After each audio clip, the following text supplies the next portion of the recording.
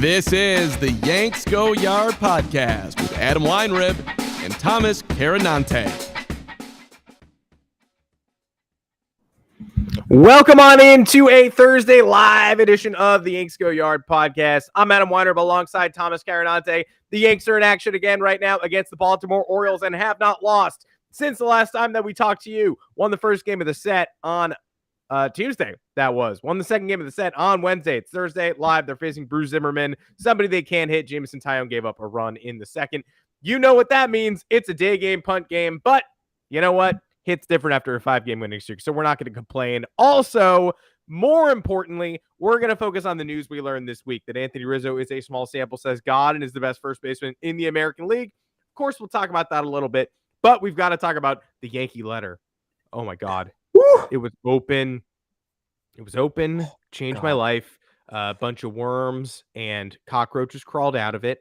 It was like a guy's eyeball, and it had like a green light that was just emanating from it, and a bunch of shriek noises. And then at the end of the day, the dust settled, and there was absolutely fucking nothing in there. Isn't that interesting? Except for the worms and stuff that I talked about earlier. But substantively, there was nothing in there. But we are going to break it down and talk about the rest of the league and their reaction to us, which has been mind-numbingly painful and the dumbest element of this whole thing. Make sure to find us on Apple Podcasts, though. That's where you can find us on a normal day. We'll just be on Apple Podcasts. But you can also find us on Google Podcasts, Spotify, wherever it is that you get your podcasts. You personally, the listener, the leader of the Yankees shame tour, the Houston Chronicle person writing an article about how Dallas Keuchel deserves a second Cy Young Award for beating the cheating 2015 Yankees. And I'll talk about that a little bit. That's where you can find us, as well as live on YouTube and Twitter at 2 o'clock Eastern, Mondays and Thursdays, and various other times throughout the year. If there's another Yankees letter, we'll go live again. But there won't be. It's over. No more letter. And obviously, you can find us on Twitter and our content at yanksgoyard.com whenever you want to read it. Thomas Carinante, welcome to the podcast. Where were you when your world was ripped apart from the inside out and you realized that Aaron Judge had to apologize for his actions, which occurred when he was at Double-A Trenton back in 2015 for a couple of months with a runner on second? I think when the letter was unsealed, a little waft of Randy Levine's farts came out as he was trying. He didn't want that out there. He really didn't want that out there. He said it would cause grave embarrassment if it got out, great. And that's why that would have been embarrassing. Yeah, great reputational harm. Man, I mean, that discourse is just, it proves how broken society is and how it doesn't matter what the actual evidence is. It's just the preconceived notions that everybody has already kind of formulated over time. We knew the Yankees, quote, cheated.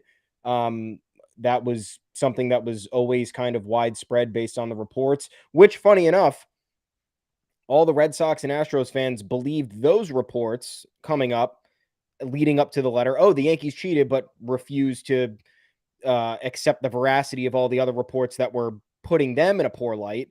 Again, further goes to show that that's kind of where we are. People just hear what they want to hear, and they conveniently flush out anything that is not convenient for them. But yeah, once again, Jeff Passan, ESPN's Jeff Passan, arguably the most esteemed MLB insider out there. It's probably him and Ken Rosenthal neck and neck. Told the world that this was nothing, as it was nothing. If you read the contents or read the summary, there was no new information here. And I don't think you or I or anybody else are absolving the Yankees of any wrongdoing. They clearly bent the rules. However, the difference here was that, ostensibly, based on the information from the investigation, among other reports, they stopped when MLB said, please stop doing this. This is not allowed. This is illegal now. We're deeming this illegal. They got fined. They stopped. Who continued doing it? The Astros and the Red Sox, both of which those had resulted in World Series victories. And then we caught another good nugget from Andy Martino in his book. You have that. I forgot the name of that book. Yeah, it's called Cheated. It's a helpful title. Cheated. Yeah. In that book, there's an excerpt talking about how the Astros cheating had went through the 2019 season. And if you don't believe that, you could ask all of the Washington Nationals players who they played in the World Series that year.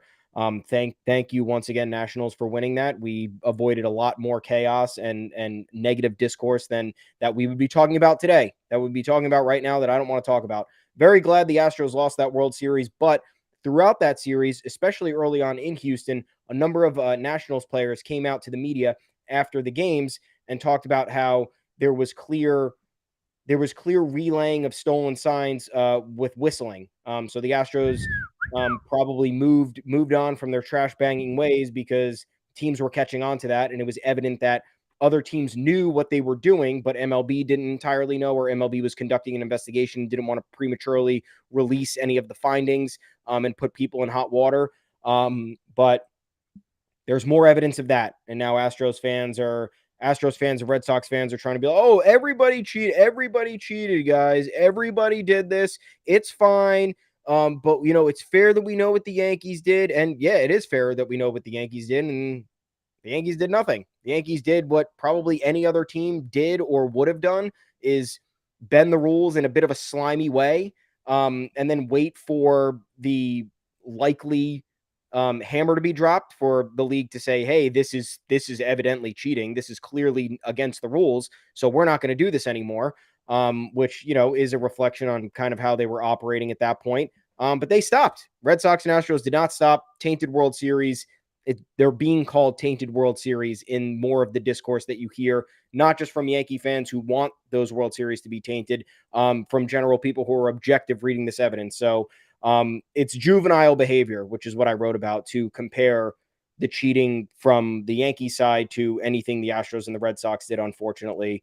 And it's sad that we even have to clarify this. Sad that I'm having this discussion. Sad that I'm talking about this again. But thanks, everyone. This is your fault. The Astros people are stunning. And I should have known better. I should have known what we're going to get from Houston. But they've been waiting for the Yankee letter for 30 years, or more importantly, when did we find out this actually existed and was going to get unsealed? Like a year ago? This was their Christmas. They were so ready to unwrap this thing and have it be a letter from the middle of 2018 saying we detected electronic sign stealing on both sides in the 2017 playoffs or something. Please talk to Mr. Commissioner or whatever. And they were so ready. And then they opened the letter, and it was things that were published in 2017. Like, if you're an Astros cheating guy, if you're an Astros fan who's an expert on other teams cheating throughout the league, you knew this already. And if you didn't, you're a bad expert on that. You're taking information that was already public and reframing it as information that broke this week. The only thing we didn't know is that the Yankees were fined $100,000 yes, for their transgressions, which further hurts the cases of Red Sox and Astros fans who have been whining forever about, sure, we knew this, but then why did we get punished and the Yankees were never punished? The Yankees were punished. They got fined $100,000. Hal Steinbrenner loves money. That probably hurt. He's probably super mad he had to pay $100,000 to somebody. But here's the important part, folks. For all the Houston fans who, again, are acting like you just read this information for the first time, you shouldn't have. I knew this. 2015 and 2016, Yankees used the video room improperly, used the dugout phones improperly. We all knew this. This is nothing we didn't know. So for all the Astros fans tweeting, no, it's not a nothing burger, we finally have proof that the Yankees cheated. Here's the thing. Everybody gets replay review rooms, right? Sign stealing's been a part of the game for 100 years. And everyone agrees that if you can do it on the field with what's handed to you, if you can pick up on the pitcher's tendencies, or if you catch a peek at the catcher signals from second base, you could do whatever you want. That's all part of the game. But when you strap a buzzer to somebody, that's breaking the rules. Got it. I hear you. I totally get it. In 2015, people were just starting to explore the replay review room. MLB was saying, here's some live video for you. It's going to be playing at all times. It's going to be near your dugout and accessible. Cool. You can look at it. Hitters can go check out their swings. Now this is a part of the game. Congrats to everybody. We're giving you a big old room full of video. And the Yankees and the Red Sox and the Astros, and I think probably 10 or 12 other teams, though we don't know, we're all like, oh, so we got a new thing now, huh? Got some video going on? I think I'm going to go look at that video. So they're all sort of poking around. They're going, what's clean, what's not. And they're, checking. They're realizing like Major League Baseball is giving us access to live video. I think we're going to look at this and steal some signs. Like, it's here. No one's telling us not to do that. So we're going to poke around and figure it out. Yankees do not have a way to get the batter the signs. Couldn't figure that out. That seems really difficult, and like it would almost like it would be crossing a line to feed information directly to the batter. Yankees are going to the video room. They're checking out some stuff. When they get a runner on second base, that guy is flashing the signs in much the same way that somebody who's super good at this, like Carlos Beltran, supposedly a king at sign stealing, he would be doing this anyway. He'd be getting to second base and looking at the catcher and going, it's a fastball. So now the Yankees are just skipping a step. They're wandering into the video room. When a guy gets on second, he's got a little bit of information. He's flashing the signs. Now, it obviously worked. The 2015 Yankees were a juggernaut. They won the World Series as a 4-game sweep. They lost the wild card game. They were one of the most embarrassing modern playoff teams. Yeah, Rob Refsnyder started the wild card game. Like, that was the 2015 team got off to a hot start. By the All-Star break, they were dead. By the end of the season, they had no pitcher. CC Sabathia was in rehab at the end of that season. Yeah. So that was not the worst Yankee team ever. Coming off 2013 and 2014, they were worse. But that's the worst Yankee playoff team ever. And they were very quickly eliminated from the postseason. Apparently, they tried this, video room thing in 2016 too for a little bit. 2016 Yankees, obviously the only Yankee team so bad they had to sell at the deadline, something they've never done. So a boring team that we'll never remember, and the worst modern Yankee team that had to sell in July. MLB, the only embarrassing thing the Yankees really did here was tattle on the Red Sox for using the replay review room. And then MLB was like, that's what the letter is. It's MLB going, thank you for your update on the Red Sox illegal practices. Unfortunately, you also did this, and we know it, so we're going to fine you. Egg on the Yankees' faces. This letter was sent in the middle of 2017 in September. That was the point when MLB was like, all right, people are doing this.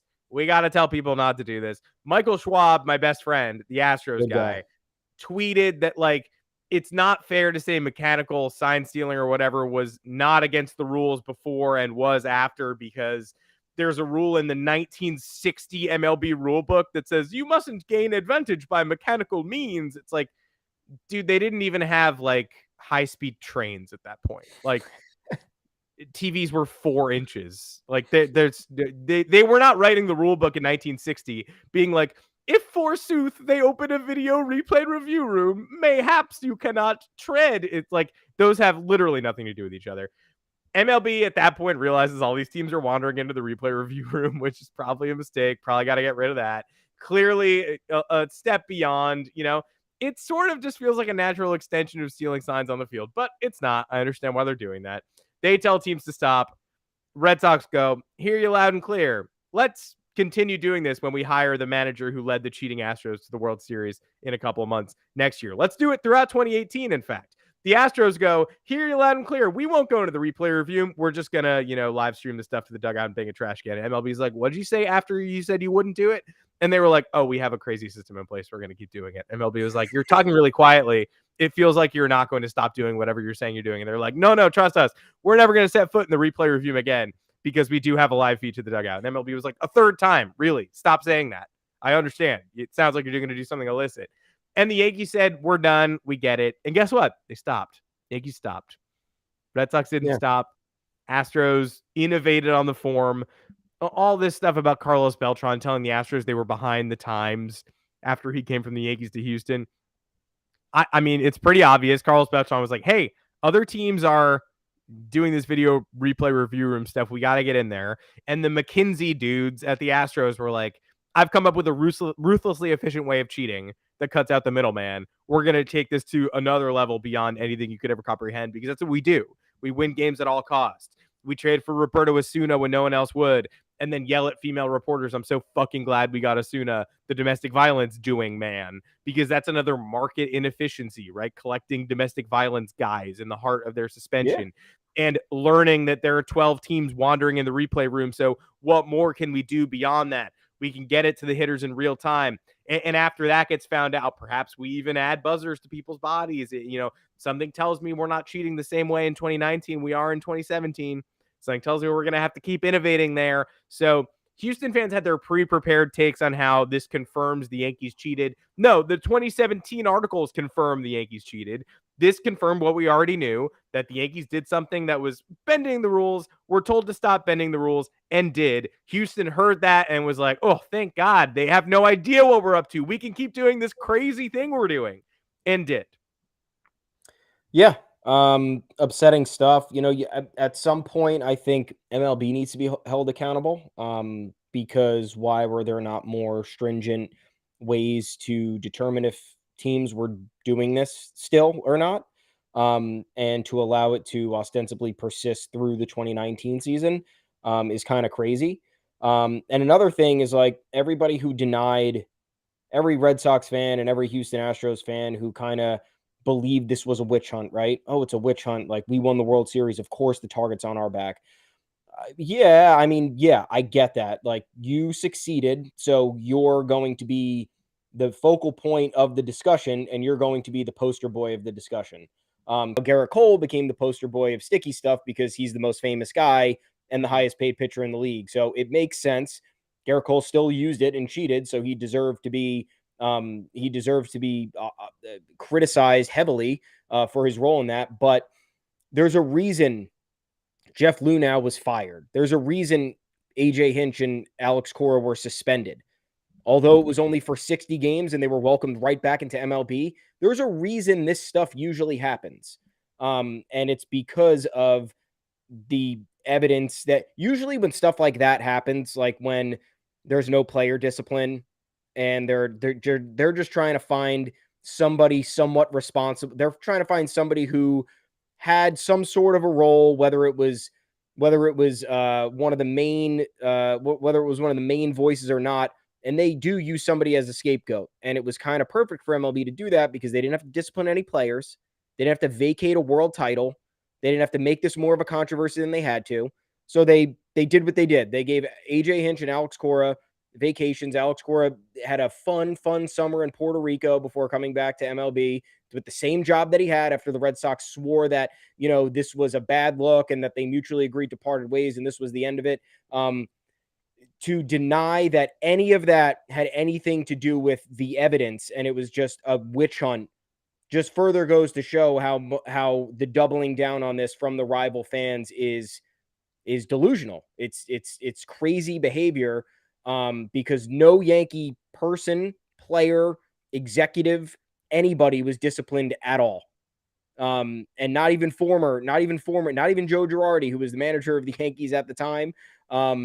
Carlos Beltran, who was not even with the Astros, lost his job with the New York Mets. That's how serious this actually became, and that's how serious it was behind closed doors. So for you to disregard that and discount that is you just believing the world is out to get you. You're one of those people who just wakes up every morning and thinks, hey, man, I'm the victim. This stinks. This really stinks. I hate being the victim every day. Nope. It would suck. It would surely suck if you were the victim every day.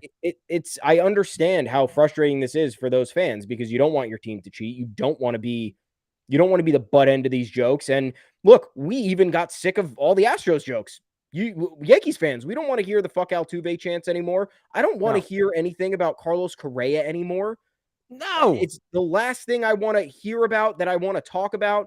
But people need to realize, like, you got to get a grip, man. You got to understand that there are consequences for actions. There's a reason investigations happen. There's a reason teams are disciplined for certain ways. Like, this isn't Deflategate. Deflategate, like, I could sympathize with. We've seen information come out years after realizing how bogus that was. It was even bogus when it started. This was never, ever bogus. This was a problem that multiple players had come out and talked about. Mike Fiers snitched to the media about it and he was on that team. That's how strongly he felt about how kind of incendiary the practices were. So fans just need to get a grip. And I know it's not the best time for me to say that because of what Yankee fans just did this past Saturday, but I mean, come on, grow up and get a clue, dude. There are people out there who really think MLB wouldn't love to get the Yankees on this. Right? MLB, would love to bring the Yankees down. They're doing nothing for the brand right now. They're the number one franchise valuation in the sports world, and they won't, like, they're in bed with the rest of ownership. They're not doing anything to grow the game. They're disillusioning their own fans in the offseason by not spending money. They're not bringing marquee talent to the Bronx. This ownership group isn't like the last ownership group. They just built a team around pitching and defense, trying to win every game 4-2. And so far, guess what? Knock on wood, best record in the American League. Pretty cool. Love the way this team has turned things around in recent weeks. But, Rob Manfred wants them to sign Carlos Correa and Max Scherzer. Rob Manfred wants the Mets and the Yankees to be on the same level. And right now, the Mets are being a bully, and the Yankees are trying to save money. They would kill to bring the Yankees down. Not only would they kill to bring the Yankees down, you think they want to take the Red Sox down? Yeah. They love them. They love the Yankees and Red Sox. That's their number one rivalry. It's not like MLB has chosen sides and they prefer the Yankees here. Are you insane? Those are two of the top 5 teams in payroll. They're the same level. They're the same stratosphere. MLB doesn't want to take either of them down, not one over the other. And you think Major League Baseball wanted to go after the world champions, Astros fans? That's how thick you are. You won the World Series and you think MLB chose you as a scapegoat? MLB wants this, right? MLB wants to take away a ring. MLB wants asterisk conversations. MLB wants to have the conversation about whether the brightest young team in the sport cheated the game. No, that's the literal last thing they want. More than having to pound the Red Sox and penalize them. More than having to dock the Yankees draft picks. They do not want to talk about a tainted championship, and they had to. You think you know more than what the league investigators know. They determined Carlos Beltran could not serve as manager of a different franchise. That's how wide the ripples went from your cheating. And you think the Yankees are roughly equivalent. You think the Red Sox are roughly equivalent. No, it's a step down. The Yankees and Red Sox were both equally devious. However, MLB told both to stop, and the Red Sox said, fuck off, we're not stopping. This is the best. We love cheating. In fact, we're going to double down on it and hire somebody who just did it in Houston, get some tips from him, and then eventually we'll fire the chief offender, the video room coordinator. But even so, the Red Sox are a clear step down from the Astros. And take away the 2015 Yankees championship. We beg of you. I can't do this anymore. Let's just do a little brief recap on where the team lies right now. Obviously having a tough game. Today looks fugly. Day game. Bruce Zimmerman dominates us. He's dominating us again. Some balls are dropping in the wind. Tim LeCastro's in the outfield taking bad routes. This looks hideous, but the Yankees rebounded like we talked about last week, won that Guardians finale, swept that series. Garrett Cole comes out and shoves. Different team than we saw in previous years who couldn't finish things. Thought Myles Straw was going to be walking him off. He obviously didn't. Walking him off. Taking the lead in the top of the ninth, tie-breaking hit, whatever. Start series with the Orioles this week. Nobody wants to play the Orioles, especially not after they took 2 out of 3 from you last weekend. Right when you were at your lowest point, Yankees blast them in the first game, 12-8. Anthony Rizzo, 3 home run game. Were all 3 bombs? No. 1 bomb, 2 short porters. One of the most hilarious homers you'll ever see that bent out, then bent back in. You got Rizzo shrugging, looking back at the dugout going, literally, what in the fuck was that? I can't wait for more of that. But 3-homer game worth $15,000 to his charity, by the way. And so reason to love the short porch, which again, you Orioles people, you could use that too. All our rivals, you can use that short porch. Anthony Santander's homer off Severino in that game. Never seen a weirder home run in my life. Sliced out to left field with a dead ball. Maybe they accidentally used a live ball for one at bat. But the Orioles are not as bad as advertised. They were relentless in that game. Pitching was terrible, but the Yankees won it 12-8. The Orioles never quit. They had 2 on, 2 out in the ninth against Chapman. 2-0 lead for the Yankees yesterday. Jordan Montgomery obviously does not win that game, but the Yankees do. They punch back and score 3 unanswered and win it 5-2. I don't think you can give Jordan Montgomery a playoff start because you're asking for a game that is an unfortunate loss. You're asking for a 2-1 loss, or you're asking to blow a 2-0 lead in the 7th. Is he one of the Yankees' top 3 best pitchers? Absolutely. Has he earned a playoff start? 100%. Should he get one if it's going to look exactly like that? No, we're going to have to sage his uniform, unfortunately, before the playoffs start. Give Kyrie Irving a little, hat tip saying we're going to need some sage in the locker room because I can't deal with a playoff game that looked like that. But kudos to the Yankees for punching back. Of course, that's a 5-game winning streak, 12-6 record. Red Sox are 8-11, Took one off the Blue Jays last night, though, putting the Yankees in sole possession of first place somewhere they had not been for all of last year. So today, would love a win, would love a day game win against the Orioles ace in a game that's already starting poorly where they can't hit or field. But the vibes are far better, and Anthony Rizzo is outshining the rest of the Yankees roster and the rest of his offseason competition, which I think is the number one glaring headline from this week of Orioles baseball. Yeah, really awesome for a guy who was the plan C, for a guy who I didn't complain about Anthony Rizzo, but I complained about the Yankees not making that extra move to put them over the top. And in the early going, it turns out Rizzo was the move to put them over the top. What a weird game Tuesday was. Severino, no hitter through 5, ends up giving up 4 runs. Anthony Santander can get out of my life. How is this guy hitting home runs against us? An unnecessarily nerve-wracking game, but if the Yankees are going to give up runs, which is going to happen because you can't have the starting rotation continue to belly out with 1 or 2 earned run performances, you got to punch back. Judge homers, LaCastro homers, you get all the good stuff in there. The offense was humming, great to see. For some reason, the bullpen's weird right now. The vibes from the bullpen are just creeping me out. I don't really know what's going on there. It's going to normalize. It'll be fine. Montgomery gets the run support in the end, which is nice to see because I think it was there was a stat on the broadcast that night. It was like 23 of his last 28 starts, the Yankees hadn't provided him more than 3 runs of support, which is crazy. Refuse. They despise again. Can't do a playoff. Just can't do a playoff game. Yeah, that's the reason. Like you just look at the numbers and you're like, this is bad luck. This is bad vibes. We can't do it. We know what the offense is going to score 1 run, and then we're going to be staring down the barrel of a tough 7th inning against another good bullpen. Like this is not going to be a fun start. Funny way to think about it though, and of course Severino. You're gonna that happens. I don't think that's anything crazy. His stuff was looking great all night. Going into the 6th for him. When was the last time he pitched into the 6th inning? Like, let's go back in time. 2019. So little fatigue there, mislocating a couple times. Like you said, that home run was a little bit dinky, but that's kind of what you're dealing with at Yankee Stadium. I'm not worried about how he performed. And likewise to the Orioles, like, whoever gave up those home runs to Rizzo, like I wouldn't be worried about them giving, I'm not worried about that contact. That's just the way the stadium is. And, both of those shots are like 10 rows back in Fenway Park right field, by the way. So shut up, Red Sox fans. But even the one that bounced around, even that. Oh yeah, 100%. And I don't really care about the punt today because they did still put the top 5 in the lineup. It's LeMahieu, Judge, Rizzo, Stanton, and Donaldson. The bottom of the lineup only changed with Marwin and LaCastro down there. Oh, they just got out of the inning. Nice. Sharana Rutter's on 2nd and 3rd. Good job. Bottom of the 4th. Plenty of time to make this up. Not really worried about it. But guess what? If you want to punt a game, you earned it after 5 straight wins.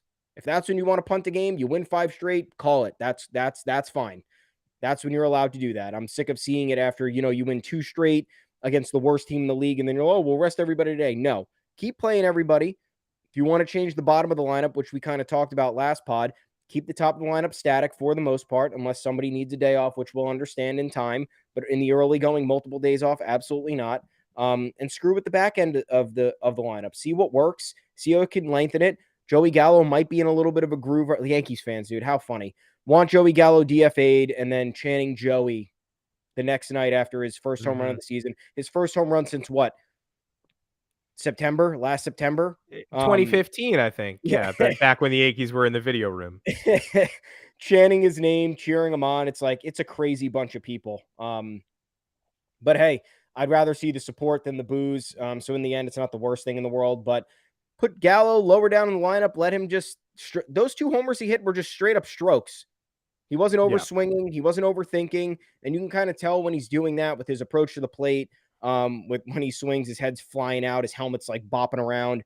I thought those were 2 very, very pure Joey Gallo swings. So I like the way the lineup is being constructed at the moment. I know the competition hasn't exactly been the most fierce, but these are the games you have to win, and these are the games you have to capitalize on. And then we'll see what really the deal is when we head up to Toronto next week.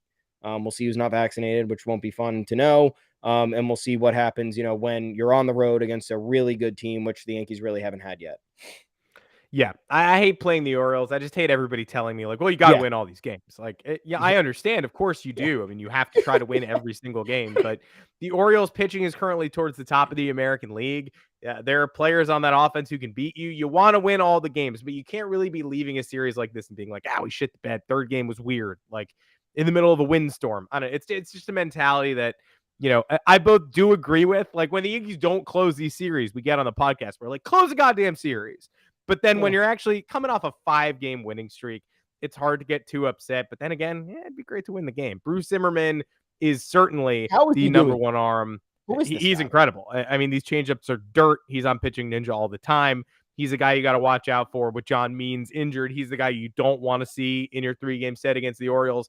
Of course, he's facing us, not the Red Sox, who are in the upcoming Orioles series. But if the Orioles are going to pitch well, it would be nice to see them continue to do that. Play the Sox hard this week. Keep showing everybody you're not quite as much of a pushover. So maybe if the Yankees finish the season 12-6 against the O's instead of 18-2, everyone will be like, yeah, okay, the Orioles were fine.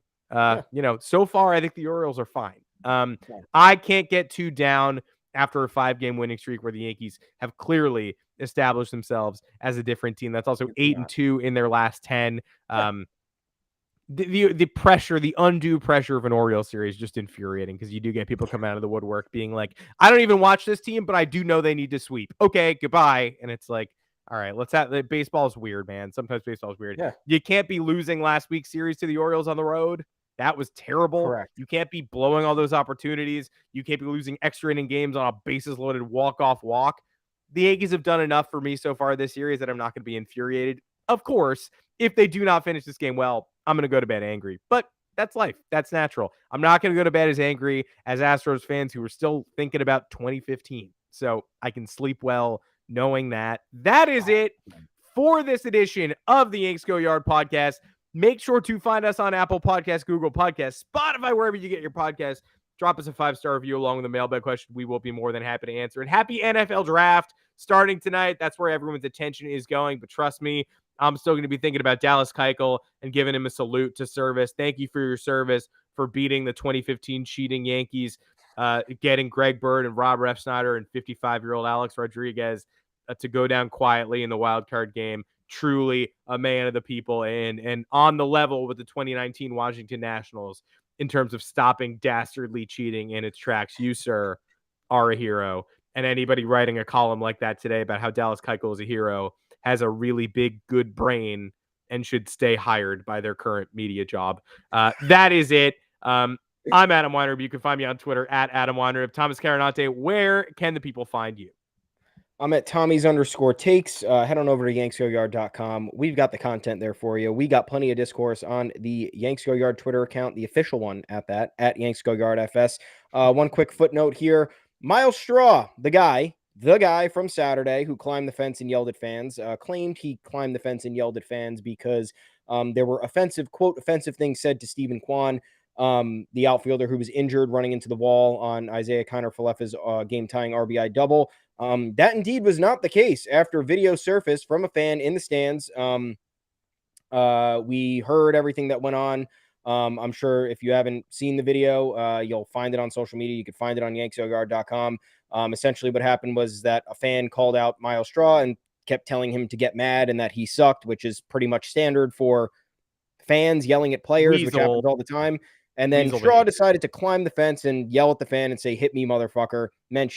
Said nothing about Stephen Kwan, said nothing about the fans disrespecting his teammates. So now we know Myles Straw's post-game interview claiming that he was valiantly defending his family, as quoted by the Guardian's Twitter account, from the awful Yankee fans who were hurling expletives and mean things that made him feel differently. That was not the case at all. He was just instigated and got super heated and decided to try and fight a fan.